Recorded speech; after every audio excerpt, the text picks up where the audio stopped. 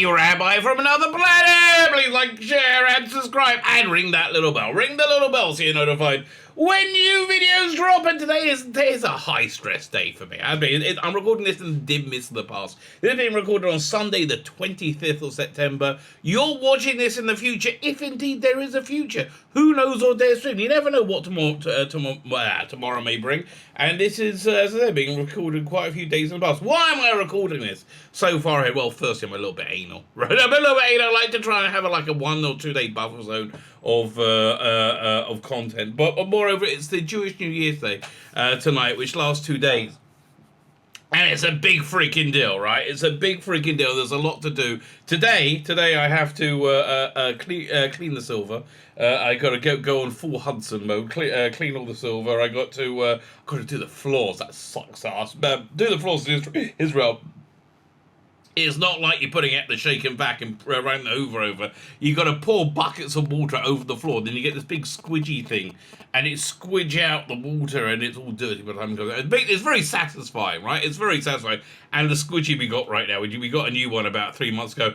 Awesome, right? Oh my god, best one we've ever had. But I know, so I got that too. Then I got to make this video. That's a big one. Right? I want to get ahead there and make this video. I got to make the thumbnail for this video. Now, here's the tricky bit. I'm doing a stream on Tuesday night as the Jewish New Year ends, and I have no idea what's gone on in the news then. So I'm here on Sunday. I got to make a thumbnail for a live stream I'm doing on Tuesday because it's as the New Year ends. I'm starting streaming about 45 minutes later. So I don't have time to see what's going on in the news. And frankly, nothing's going on. In Doctor Who news, nothing. Absolutely not. It's incredible. Right? Well, this new, this Jodie Whittaker's piece of garbage ending is gonna be on TV. So not even a trailer yet. I mean, really? It's like we're under a month away, I think. It doesn't strike me that the BBC is overly confident in this. But here's the thing. Why would they think it would be any good? I mean, it's not like this is the first rodeo for Whittaker and Chibnall. They're useless. I mean, look, if you like them, God bless you. But I haven't seen anything they've ever done that I went, oh, that's good. Yeah, no, I should see more of that. No, everything they've done is awful, right? Why would they think anything else they do would The sun rises in the morning, it's probably going to rise the next morning, right? It's just the way it is, baby. Unless it didn't, right? The apocalypse might have happened by now, and nobody's seen this. Who knows or dares to dream? Anyway, I was doing a live stream last night, trying to work out what video I'm going to do today, and I always respond to synergy, right? Whenever the universe, the world, throws out synergy, several things that are similar.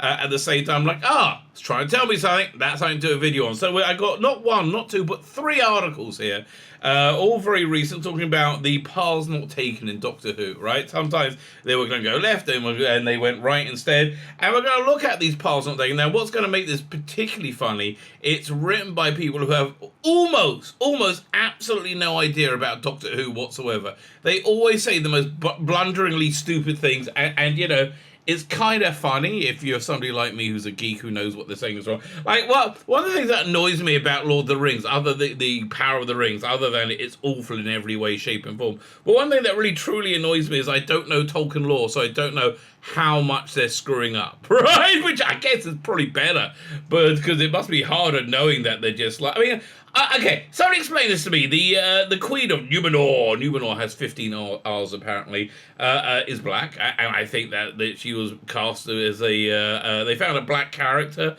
and I think they cast her with a black actress, because they have this weird agenda. They think that they think Donald Trump doesn't like black people. If we're gonna really boil it down, they think Donald Trump and the Republican Party, MAGA, doesn't like black people, which is really weird. Cause I don't know where they get the idea from, right? They don't think if you like Brexit, you don't like black people, so they're gonna show black people because to teach to those. I don't know. But then we meet her father, who's totally white. I mean, what You do know how people become black, right? It's like they're in an environment with harsher sunlight. Meaning that if you have your subterranean species like a dwarf or who else is there? Parfoots, they were always hiding as well. Like, yeah, some trading species shouldn't necessarily be black. I think Matt Walsh made the point that Ariel from the Black Little Mermaid, I saw a great clip of a little black girl watching the trailer going, "Who's that? The Little Mermaid's white. What are you doing with you?" And she, whatever. It was a funny clip. If you want to find it, it's worth watching. But you know, like skin color's somewhat hereditary. It's weird, okay? It's all just weird. I have no idea how we end up talking about that, but it doesn't really matter. Like, share, subscribe, comment, all those things. It really doesn't matter, does it? Like, share, subscribe, comment. Let me know what you think. Sign up my Substack, my email newsletter. Sign up to my my pay Substack. Now, if the apocalypse is coming, I would just suggest being a member of my paid Substack. That might give you divine protection, from Beelzebub and the many, salivating, reaping dogs of hell that are prowling over the hellscape that that was used to be your local stomping ground. So look, it's a bit. You're hedging your bets a bit with the apocalypse, but it's only $5 a month. It's like that insurance seems pretty reasonable to me. Results may vary, of course. I can't completely guarantee it, but it'll probably help you out. My Substack is my email newsletter, by the way. Fine, like, share, subscribe, comment. Another job I got to do today, right? On this live stream we're doing on Tuesday, which will be yesterday for you guys. I want to do a deep dive review of what's that awful episode? Can You Hear Me? Which means I got to watch it and I got to take screen grabs from it. That's like a 2-hour job. It's a high stress day for me. High stress day. Fine. So if you can hit the subscribe button, that'd be really nice. That would make my life much better. Let's look at this first article. Doctor Who would have been very different if Stephen Moffat left after season 9. Now, do you think he intended to leave after season 9? That's it. Sherlock was really blowing up while he was doing season 9. Now Sherlock, right, by Gatiss and Moffat, that was their little vanity project, right? They doing in between Doctor Who. They didn't think anybody was. If there would be a small little BBC Two thing, they didn't expect it to become this massive juggernaut, right? And it really blew up. When was that? I think. Like the final Sherlock story was very much a Doctor Who story where they're on this prison island, which is just like the Master being on this this island in the Outer Hebrides or wherever it is in the Third Doctor's era, it turns out that the Sherlock's sister has taken over control of the island. So that was clearly supposed to be Sherlock's sister was supposed to be not Moriarty, Missy, right? And the Doctor with Sherlock, and Watson will be companion or some sort. I know, but that seemed to me a perfect Doctor Who setup. So yeah, Doctor Who I think really suffered because of Sherlock. I don't blame anyone because I think Sherlock just took them by surprise, right? Anyway, let's have a look. We'll see what they've got to say. It's by Mark Donaldson, who's not so bad, right? Mark Donaldson has some rough idea about Doctor Who, so I'm intrigued to hear what he's going to say. Moffat departed Doctor Who in 2017. I would say effectively killing Doctor Who. Handling the reins over Chris Chibnall, effectively killing Doctor Who. But he almost left much earlier. Well, almost didn't left before the Christmas special. But Chibnall was such an insane, arrogant loser. I don't think of the Christmas specials. Christmas is a bit boring. It's a bit Judeo-Christian. It's not very inclusive. And the people on Twitter won't go, "Oh, Chris, you're so stunning and brave for doing that," right? God, I mean, like, have any of these people's plans ever worked out? I don't think so, right? I really genuinely don't think so. So Monster 2017 bringing Chris Chibnall, he almost left much earlier. Here's how Doctor Who could have changed. Of course, Doctor Who history would have changed substantially and Moffat left the show at the end of season 9. And I think, we would have to get a couple of years with another showrunner, probably. Oh man, they're showing clips from The Woman King, which is about this about a black woman king thing, who was a big slaver. Certainly, apparently so. I have no idea. I have no interest in it. And they're still pissed off that nobody's going to see it. No one's going to see any movies. You know why nobody's going to see any movies? Because they're all garbage, mate. They're all garbage. Anyway, I digress. Again, if an apocalypse comes, please be before they release Indiana Jones, because boy, they're going to destroy that. Of course, Doctor Who history would have been changed substantially, and Stephen Moffat left at the end of season 9, as he originally intended. Well, it makes sense then. It reached a crescendo, and season 10 was kind of a soft reboot, and I think best Capaldi season. The showrunner behind Matt Smith and Peter Capaldi eras of Doctor Who left the role of season 10. Left the role when season 10 wrapped filming in 2017.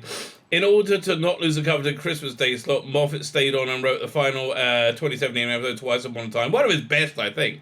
But originally, he thought his Christmas 2015 special, The Husbands of River Song, would be his last contribution. Well, that would have been sad, right? Because Twice Upon a Time, I understand a lot. You hated the Hartnell representation. I thought it was great. I liked David Bradley. I just love that story, on a lot of levels. I've told this story a few times over, but I rewatched it for the first time while I was waiting for my father's funeral, right? Because it was right around that time, about a month later, that he passed away. And like when your father's funeral, you don't have much to do in that. It's kind of weird. You got to hang out. And there's not much you can do. So I thought, I guess I'll watch this. And it's all about death, right? It's all about an acceptance of death and deciding whether that. And so it was very apt, but it's very special to me for that reason. A month after The Husband's River Song saw the end of River Song's story, Stephen Moffat's departure was announced in January 2016, saying that Chris Chibnall would replace him after completing work on Broadchurch. Season 3. I saw one episode of season 2. I thought season 1 was okay, but season 2 was just vile. It was awful. I didn't get past episode 1. Here's the thing.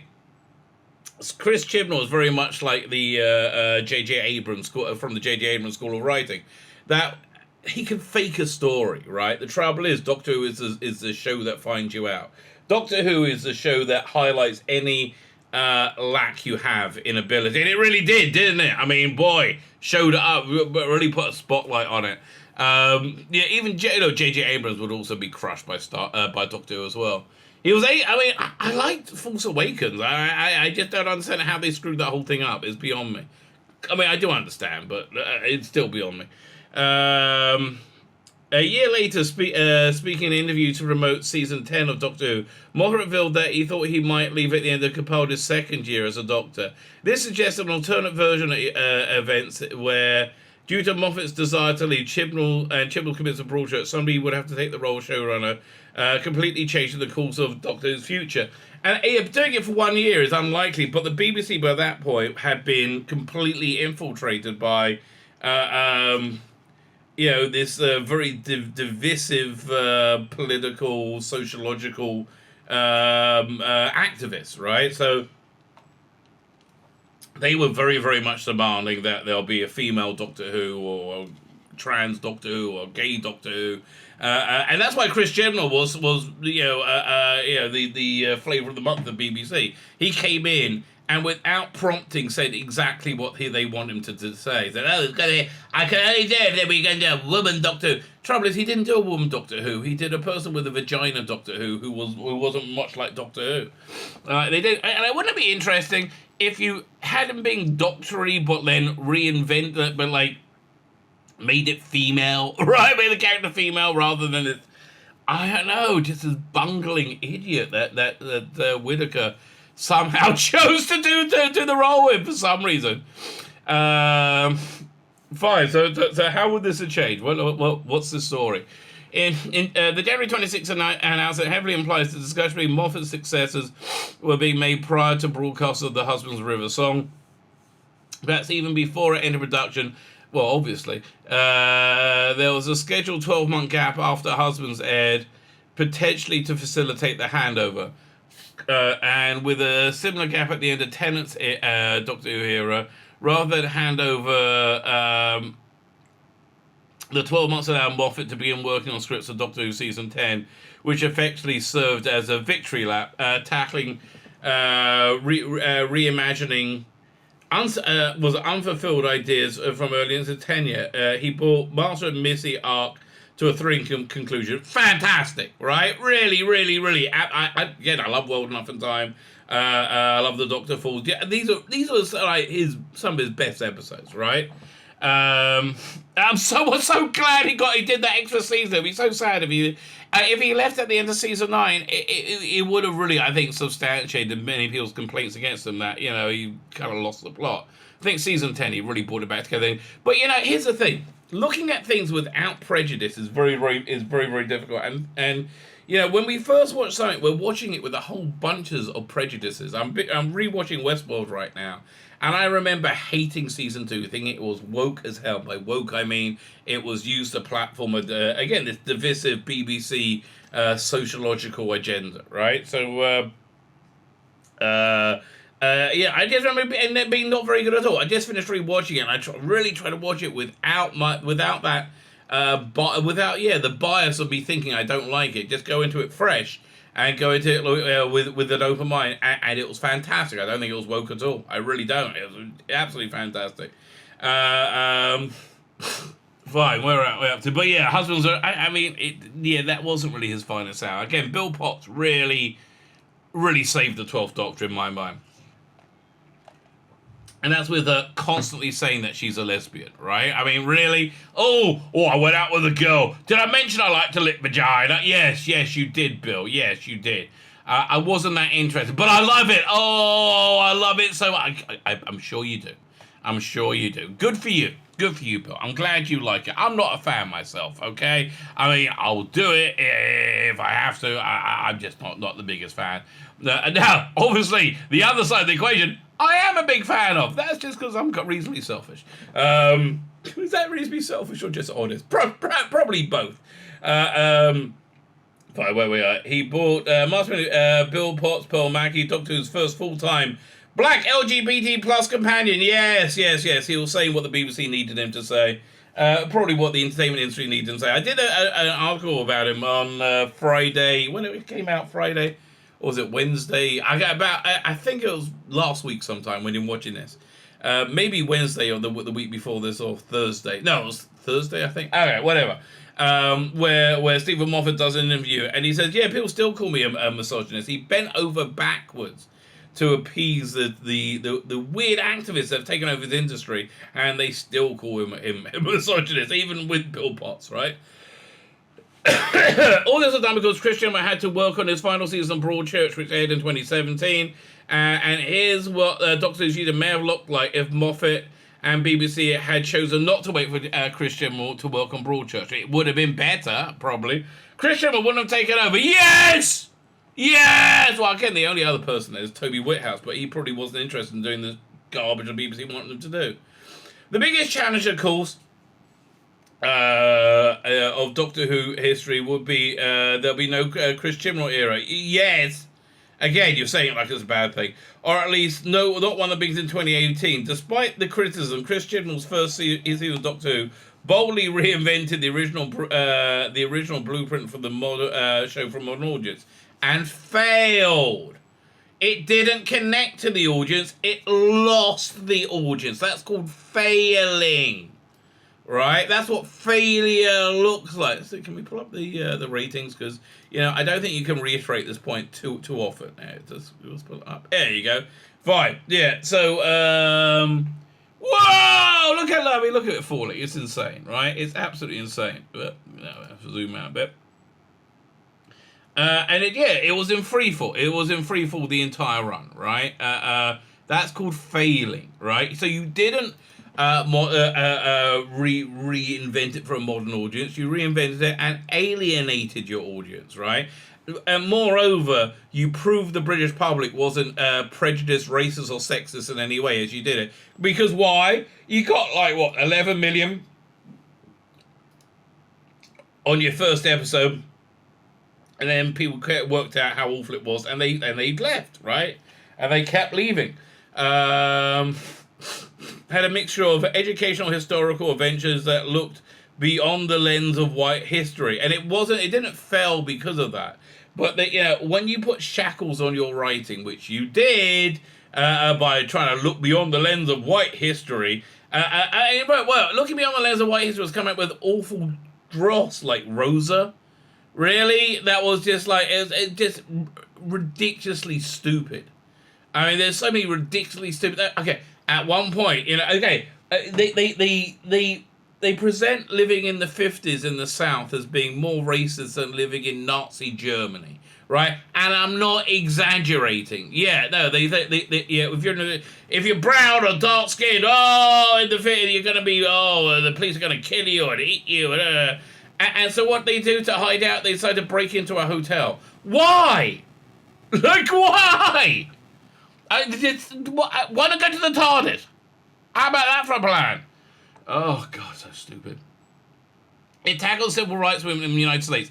And it said that if Rosa Parks wasn't asked to move her seat on that bus, which I actually did give quite a bit of story about, education about, if that didn't happen, the black people would still be subjugated with no rights 50 centuries later. I'm sorry, that is nonsense, right? That's racist nonsense as it happens, but nonsense. So yeah, you didn't tackle it very well. You tackled it very badly, and you lied while you're doing it. And visit India on the eve of partition. Didn't explain that at all, right? The reason Vinay Patel didn't explain it at all because he wanted you to have a certain take on it, right? Say, it's the white people. Oh, not the brown people murdering each other. It's the white people that lets them murder each other. They're the villains, not the people actually murdering each other. Okay, I want to be clear. Well, you couldn't explain that because everybody would go, no, it's the people killing each other that are the problem, right? The white people, not so much. And also he just expects you to know everything about it, right? So these are failures. These were massive failures. Using intelligence to present the uglier side of human to both audiences and the Doctor's companions. No, just the audiences. It continued discussions, first properly hinted at in Doctor Who Season 10, Episode C, Thin Ice, where the 12th Doctor acknowledges Bill's concerns about being a black and Victorian and punches a racist in the face. Oh, God. Here's the thing. I've been contacted privately by people you may know, like Doctor Who famous people, not like famous people, Doctor Who famous people, in the creative community, and they've lamented to me the lack of free speech, right? The lack of being able to, most people just do not think sex change surgeries for children is a good thing, right? Most people think children having sex is not a good thing with adults, right? Most normal people think children having sex with adults is not a good thing. In Italy, or Spain right now, I saw a clip of a politician say, children have the right to have sex with whoever they want. No, they don't. It's very bad, right? It's going to be abused. But, they can't speak out because they created this world where there is no freedom of speech, right? Why? Because you had nonsense like this replacing education. So that's not to say the alternative Stephen Moffat placement wouldn't have a similar route. It would have been great tragedy to miss out on the brilliant work of season 11, episode 6, Stephen the Punjab, garbage, right? And the season episode 8, The Witchfinders. Also, that was actually one of the stronger episodes. And I think with a talented showrunner, a capable showrunner, that could have worked maybe. But again, it's all too wrapped up. It wasn't Joy Wilkinson. It's all too wrapped up in her grievance about how women are treated as second-class citizens in the Western world. No, you're not, right? No, you're not. Women choosing to wear makeup, which Joy Wilkinson resolutely refuses to do, and the result is she looks freaking awful, right? Okay. This is basic programming for males and females. Men are sexually attracted basically mainly through visuals, right? Their first look is visual, right? Women, conversely, like to be looked at, right? These are the basic drives of human beings, but they can't not acknowledge that. So, because everyone's just confused about sexuality. This is what happens when you jettison a group morality and you replace it with this, like, a relativistic morality that doesn't really make sense. It's just like these weird woke scolds, these prudes. It's so strange. You know, on one hand, they're insisting that a overweight middle-aged man in a thong will twerk wearing heels on a float, and a 5-year-old has to watch it and go, yay! And on the other hand, they say if a man asks out a woman, he's harassing her, right? It's weird, okay? All these people are just weird, and I think they just... right at the beginning of this, I said, I think it's because they have trouble getting laid, right? They don't have successful relationships. And if they just started getting laid and having sex with each other, they would be much happier and relaxed, right? And maybe not so dependent on Twitter. Oh, it's very weird. But yeah, so I heard, and I don't know history at all. But yeah, I remember the 12th Doctor's comment about, yeah, the history was much more multicultural than you think. Somebody told me that was nonsense, right? I have no idea. But the whole thing about punching a racist, can you punch a Nazi in the face? Yeah. But then if you define anybody being a Nazi as somebody who, again, thinks that sex change surgeries for minors is a bad idea, maybe not, right? Maybe not. Christian Chibnall's new style of Doctor Who historical episode was generally groundbreaking. Yeah, in that it was shit and he lost viewers. Yeah, really groundbreaking. Not the ground you really want to be breaking, but okay. And it is this more than the controversial Timeless Child plotline that should be his lasting legacy. Yeah, honestly, I think it should be as well. But the Timeless Child is so insanely bad, it kind of overshadows everything. It's like, it's such a bad idea. Okay, fine. So, yeah, Stephen Home and Witchfinders. Well, Stephen Moffat certainly introduced the possibility of a female Doctor both through Missy. Well, if you remember when Missy was introduced, the Doctor didn't recognize him or her as the Master because she was female, right? And it was intimated that it was a weird thing to happen. And General Ken Bones Tanai Miller, that was terrible, right? There's no guarantee a successor would have cast a woman in the iconic role. Maybe we would have got more Capaldi. Wouldn't that be great? Capaldi wanted to go like another 2 years, right? Again, 3 years with Toby Whithouse and Capaldi would have made me happy. But you wouldn't have got that in this environment, would you? I mean, Doctor Who has always been very representative of the cutting edge of television, and the cutting edge of television right now is shit, which is why Doctor Who is shit, right? And again, I love how they just can't work out why they're not getting any ratings or anything. Ooh, maybe it's Netflix. Oh, I don't know. Oh, it's nothing to do with us. No, it's everything to do with you, you blithering morons. Everything to do with you. There was certainly an increasing appetite for shows to do something different with the character, with the tiny percentage of the population that the piss babies that live on Twitter. Yeah, that convince themselves they're everybody. Especially in terms of diverse casting, with the Doctor having exclusively been played by white males for over 50 years. Some would say that does define the character as being white male, but I don't know what to tell you. I don't know. For me, I'm not really bothered by skin colour. I think the Doctor is a masculine character, and I think if you wanted to do a female Doctor, you should have acknowledged the masculinity of the character, but it didn't really work at all. It's entirely possible, then, the first female Doctor would have made their debut with a new showrunner, even if Chibnall hadn't succeeded Moffat. Yeah, no, this was really what the BBC wanted, right? Again, why did the BBC really want there to be a female Doctor? I'll tell you exactly why. Because the entertainment industry is full of racists and sexists that insist that for you to move forward in your career, you give sexual favors, right? Can I be the third lead in this Kentucky Fried Chicken ad? Yes, all you got to do is suck my dick, right? That's essentially how it works in Hollywood, because they're deeply immoral people, right? They're deeply immoral people in a deeply immoral society.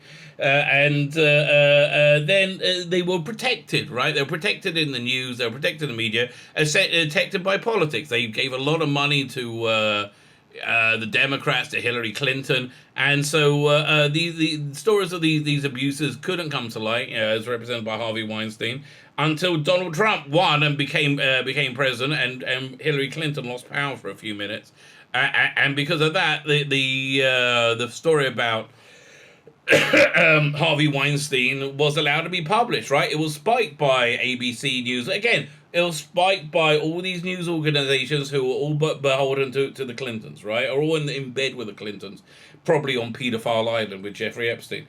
Anyway, so then when presented with these allegations of abuse, the entertainment industry said, "Oh my God, it's men. It's not us. It's men. It's all men. Men are bad. Oh, we're so bad. Men are bad. But we're the good men. We're good men. We're wonderful men, right? But otherwise, men generally speaking are bad. But we're the good men." My printer's printing for some reason. I wonder what's going on with that. Okay, well, I'm intrigued to see what comes out of there. Okay, and so that's why they wanted to cast a woman as Doctor Who, to fight against the the abuse of women by Western civilization, when it wasn't by Western civilization, it was by Hollywood, right, and the entertainment industry. That's the circular, insane freaking logic that we got DirecTV for over and over again. Why do we have Sunita Markin Green as a excruciating Starfleet captain? Why is Galadriel a diminutive elf who's just a relentless bitch cunt? I think that's a fair way of describing her. It's because people in Hollywood would routinely demand sexual favors. They got caught out. We all knew about it anyway, but they got caught out. And so as defense, they said, "Oh, it's all men, so now we've got to fix it." So yeah, it would have been female. It's entirely female. The first female Doctor would have made a debut, even if Chibnall hadn't succeeded Moffat. This seems entirely plausible, with increasing appetite for diverse casting, again, amongst the weirdos. But again, these weirdos told us they were the normal ones, and they controlled all of TV, all of media, right? Then, oh yes, that's what we all want. That's why you got people like Janet Fielding, who now goes, "God, we all want to move forward. We don't care what you dinosaurs think." Well, again, this is not us dinosaurs. This is the British public saying what you're doing is unwatchable garbage, right? Unwatchable garbage. However, this may have led the audience to introduce the first Doctor who was a person of colour. Who gives a shit? I mean, God, why are you always looking at people's identity? You racist weirdos. I mean, you're all racist weirdos. You're all purple-haired racist weirdos for some reason. I don't know why. Oh, I'm a racist weirdo. I think I should make my hair purple. Well, it fits, doesn't it? Prior to the spoke about nearly hiring a black actor for the role and the need for greater diversity. Yeah, it was very nearly Patterson Joseph. He was down to play the 11th Doctor. Then Matt Smith walked in and gave the most insanely awesome audition. And Matt Smith era was born. It was glorious, right? Matt Smith's era, for me, Matt Smith is perhaps one of the greatest Doctor Who's. I mean, he just exudes everything that the character is. I absolutely adore Matt Smith's era. But that being said, I absolutely adore the William Hartnell's era. I quite like Patrick Troughton's era as well. John Pertwee. Yeah, I adore that. Tom Baker. Yeah, I adore that. Peter Davison, Colin Baker, Sylvester McCoy, Paul McGann, David Tennant. I like them all. Christopher Eccleston. But I do like my Matt Smith era. Okay. Capaldi too. So, Sailing Doctor Who magazine, we need to do better on that. No, you were fine. Really? 2005, it was fine, right? You had Rose dating Mickey, a black... Nobody noticed he was black! Nobody cared! Oh, weirdos. I mean, really, purple-haired weirdos. Really? Who'd have thought that society would be destroyed by purple-haired weirdos? And that's where they are. Christian had previously spoken about his insistence on casting a female, but other showrunners would not necessarily have done the same if the initial focus was on racial diversity and not gender diversity when it came to the new Doctor. How about just having a good stories, right? How about having somebody who could really fill the role, not just somebody with a vagina? Oh my god! I mean, I assume Shooting Up was going to be good, right? I assume Shooting Up was going to be a great choice of the Doctor, and I assume he wasn't hired merely because his skin is black, right? I hope I'm right about that. Right? I do hope I'm right about it. I have to tell you, I think there's something very, very British about having a Rwandan refugee being cast as a Doctor. I think Britain is like, far be it from being a racist country, it's just such an anti-racist country. It's such a charitable country that they, you take in people of leave throughout the world, and you always have done, because that's what the heart of the Western world is like. We want to help other people, right? And he became British. He was raised in England. He's British. I just think it's perfect casting, really. And I hope I'm right about that, right? I might be wrong, but we're going to find out. I'm optimistic because Russell Davies is a great writer. Doctor Who would have had a happy ending. Well, okay. If Peter Capaldi had decided to leave, and Steve Moffat had stuck to his guns, ending the era by closing. He was planning doing 5 years. Closure is River Song Art. Aldrich would have got a happy ending. No, again, I think he intended to leave and then have somebody else take over. Probably the reason he stayed. Okay, this is just a guess. I think the reason he stayed is because he thought 2 years of Capaldi just wasn't enough. Right? I think that's why he did the Christmas special as well. I think because he thought it was a disgrace, right? It'll be a disgrace for him just to do 2 years. And again, I think his final year was the strongest. The end of Husband and River song see the Doctor and River finally go on their last day. Then the Singing Towers delirium. The Singing Towers is one time when both characters' timelines converge, and they got to spend one last night together that lasted 27 years. It's a melancholic and beautiful ending to a story that Stephen Moffat started telling 7 years earlier with season 7 episode. Yeah, I agree with you. I just don't think it was the strongest stories, right? I really don't. Honestly, I love World Enough and Time. I thought that was fantastic. I mean, really, I love that whole season. I like the pilot, right? The pilots are great. You had Mavellans in the pilot. I mean, and they look fantastic, right? I love Capaldi's Doctor in that last season. Yeah, okay. Remember the scene in the pilot where they're trying to outrun the water girl creature thing, and they go further and further, and it chases them. Again, a great combination, right? I think the weakest part of that season would have been was Matt Smith. Not Matt Smith, Matt Lucas. Other than that, I really thought it was, and I even liked him quite a bit. If Moffat left in 2015, 100 River Song would have been the natural endpoint for the show. The Doctor, who spent centuries travelling around in time and space, will finally settle down and live something close to a normal life with River. It would have been a neat wrapping up for the character, first introduced in a love story between the 10th Doctor and Rose in season 2. If Moffat's era had ended on the Doctor and River living happily ever after, it would have been a perfectly and definitively close the book on the first decade of 21st century Doctor Who. I hear it, but again, I think that would have been intrinsically weaker. Capaldi may have regenerated off screen. Yeah, we would have got shit like that probably. Viewers of the 12th Doctor again a year later in 2016, the return of Doctor Mysterio. Weakest episode they did, though. Absolutely weak. That was like, really? I guess I just did what the shit I wanted at this point. And it was clearly saddened by the loss of River Song, having seen her head to the library to meet her fate. However, if Moffat and Capaldi had decided to leave together, then viewers may have had a very different reintroduction of the Doctor. Without Capaldi, a new showrunner would have decided to gamble in introducing a new Doctor without regeneration. After, again, it would have been Capaldi for another 3 years, right? And I think this would have been, I think he stayed on to give Capaldi at least another year, right? However, I think by the end of season 10, BBC were just like, no, listen, too many people are watching this. We got to turn this show into this, right? Divisive rubbish that nobody wants to watch. After a drawn-out death of the 10th and 11th Doctor, would have been refreshing change to have 13 dropped in action like Christopher Eccleston's Ninth Doctor. It's actually a fair point, right?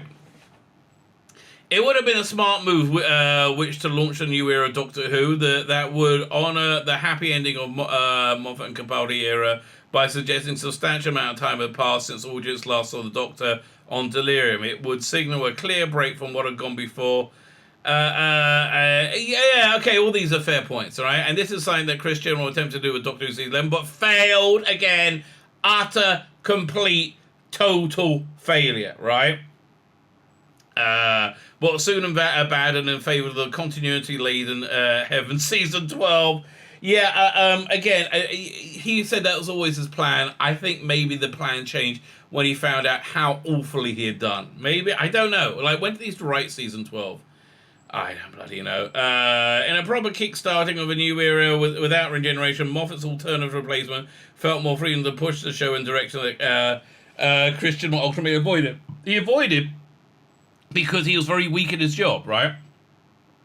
Who would have replaced Moffat instead of Chibnall? They've got a picture of Mark Gatiss here. I mean, he's a natural contender, but he must have not wanted to do it, right? I mean, that's all I can think. And again, maybe he didn't want to make the Doctor, female, right? Well, I don't know. But he clearly wasn't the nom du jour at the BBC. So Mark Gatiss would have been the obvious candidate to replace Stephen Moffat on Doctor Who, had the BBC decided not to go for Chris Chibnall. I mean, why wasn't he on the table? I mean, honestly, with Sherlock, it's weird. There's a story there that we don't know, but there's a story there. If they let Moffat depart and sort of placeholder run, as rumoured at the time, the writer and actor previously pitched Doctor Who series prior to Russell T Davies in 2005, rebooting it as was a recurring contributor to both Russell T Davies and Moffat era as a co-writer and creator of his huge hit Sherlock. It would certainly have been professional, had the professional background to steer the TARDIS.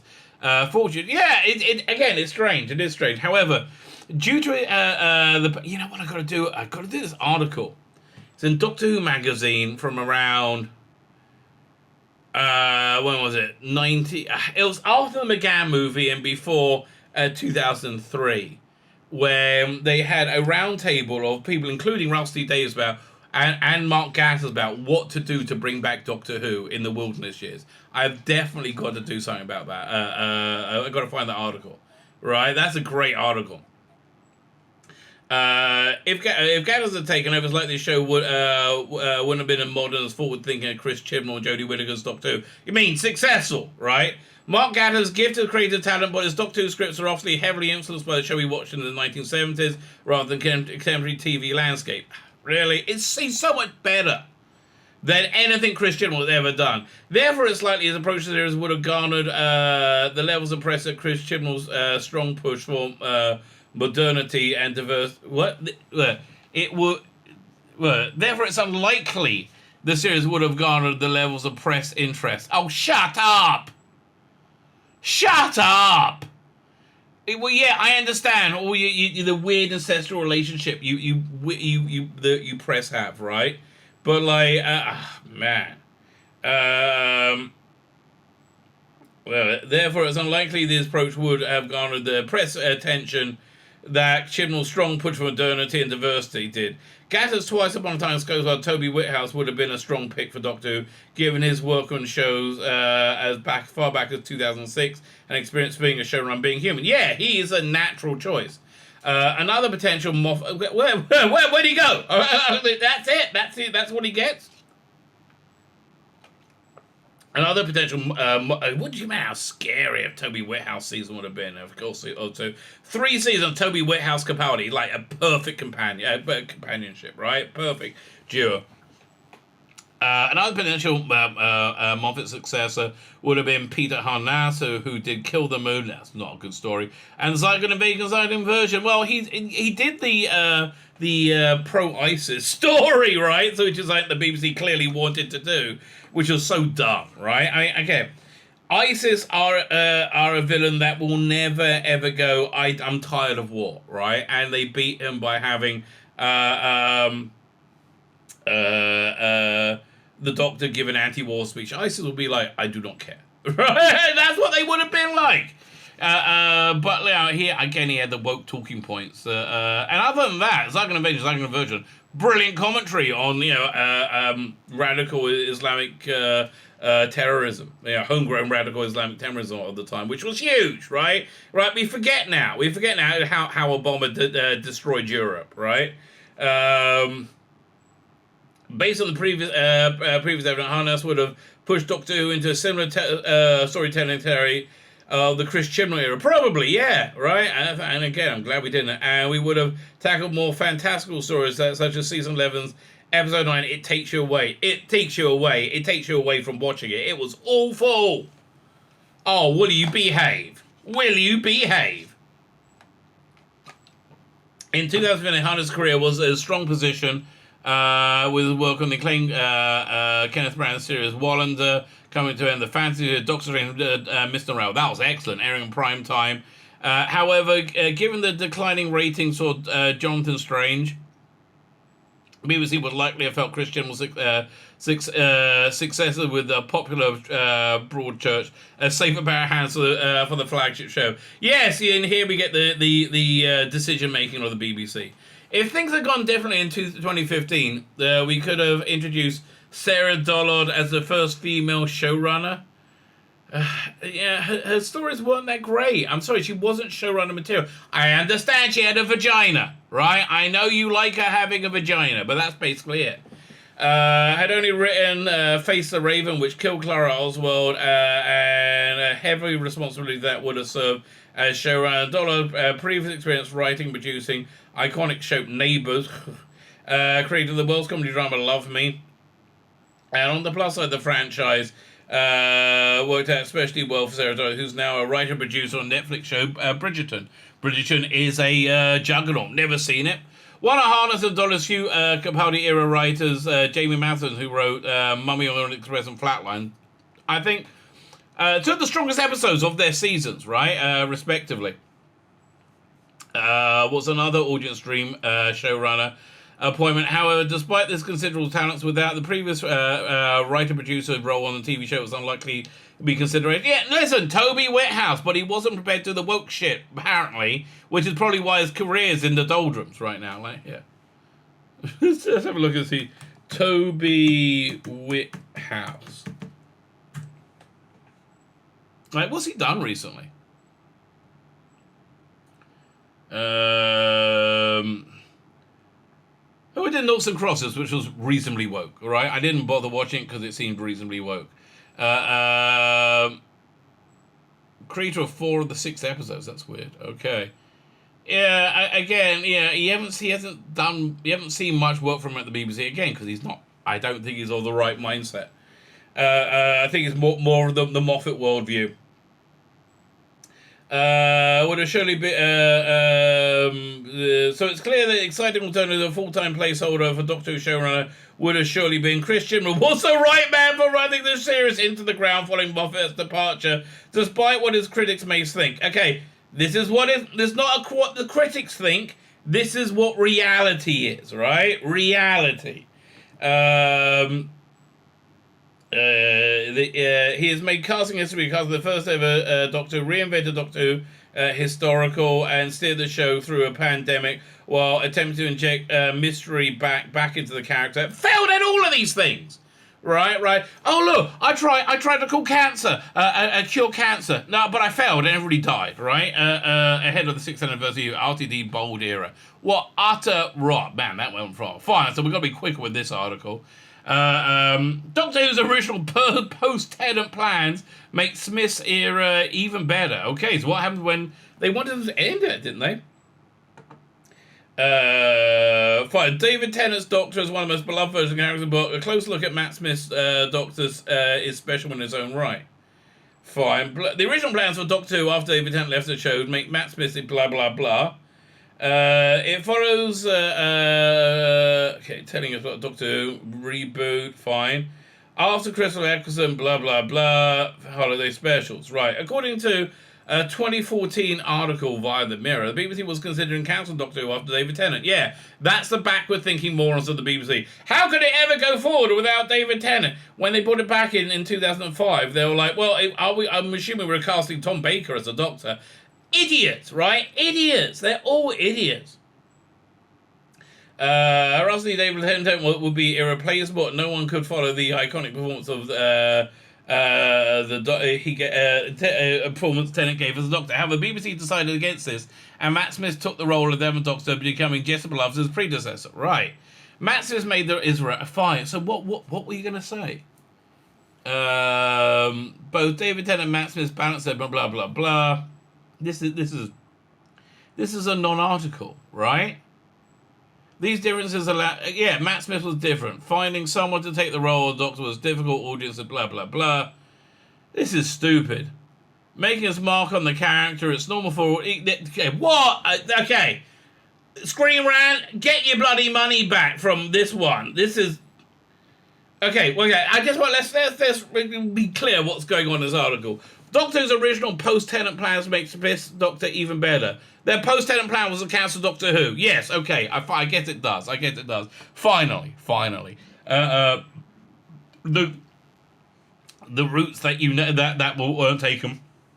I hope Big Finish finds this and does something with this. Douglas Adams' secret unsubmitted episode for BBC show Doctor Who. Right. So this article talks about. Where is it? The Library of St. John's, Cambridge, where his father studied, has a collection of Adams items, including a red and white notepad dated 1972. Much of the pad is filled with sketch ideas. Well, the very first page contains a rough synopsis for a Doctor Who story about a Gestalt alien intelligence from a different space-time continuing staging an invasion in contemporary London. Okay, so 72, this is presumed to be written for John Pertwee's Doctor. Oh, man. Come on, Big Finish. Right? Get this one done. Still, the Doctor Who notes appear to have been written in the same pen as the rest of the book. Fine, so they think it's from 72. So tech exit says, Doctor Who, travel forward, caught in a time pocket, land again on Earth. Everything slow motion, 20-yard area around the TARDIS, fine barrier, where's London, hemispherical mirror, false field, beings inside turn out to be projections of each observer. That's interesting. Whoever looked... Okay, James Goss, he's your man to write this, right? Whoever looks at them simply sees themselves. Why? Because the human beings are a race of individuals. Self-centered, these people, Zotons, our community, each individual is a cell, and each other cell is an image of the community. An interesting idea. Okay, come from a different space-time continuum, studying this life form.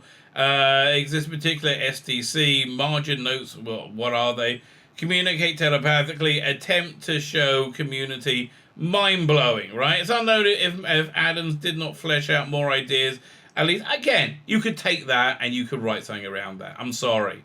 Right, you could totally write something around that.